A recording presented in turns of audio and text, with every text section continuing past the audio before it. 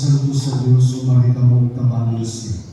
Mga anghel sa Ginoo, sugatan ninyo siya. Mga iyang na sa Diyos, kinamutang na si Kristo manitawag kanimo, uhipos kanimo ngadto sa iyong lungkot.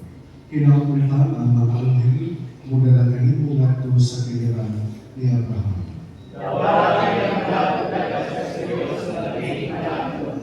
Pahulay na tayo, ihatag kaniya Ginoo, ug ang imong kahayag, udalan mo kaniya ang tungkol sa kahatulan.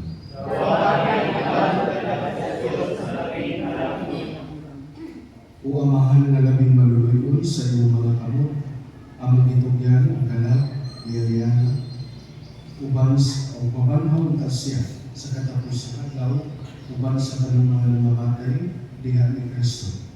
Ginawa sa inyo na kung kanuoy, kawatan ang mga pagampo, aron magdihan ta ang mga kanaan sa paraiso, alang sa inyong sulubuon.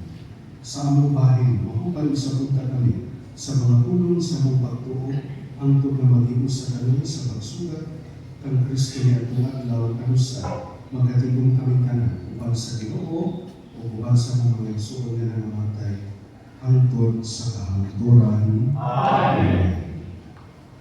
Pahulay na tayo, ihatag kaniya o Ginoo.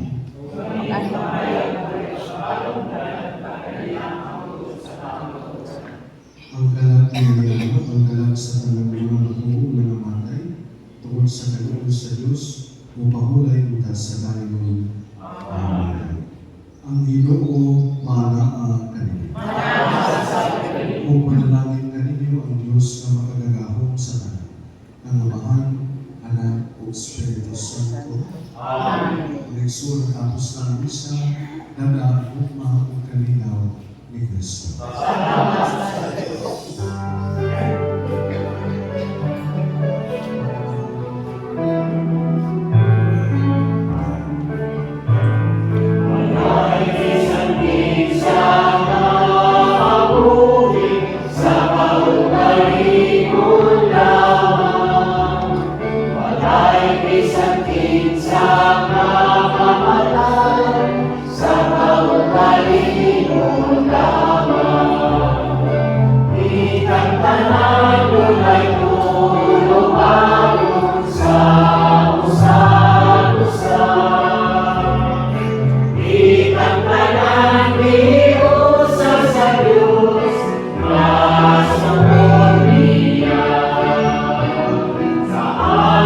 Papa.